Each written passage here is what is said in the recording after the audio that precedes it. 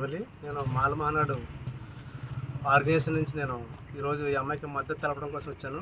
ఈరోజు ఈ అమ్మాయికి జరిగిన అన్యాయాన్ని నేను తీవ్రంగా ఖండిస్తున్నాను.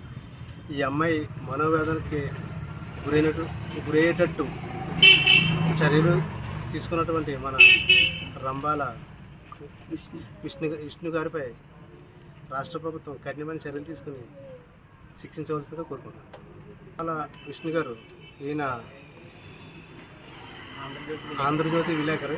ఈయన ఆంధ్రజ్యోతి విలేకరుగా పనిచేస్తూ ఒక ఇద్దరు ప్రేమికుల్ని విడదీసే ప్రయత్నంలో అబ్బాయిని కంట్రోల్ చేసుకుని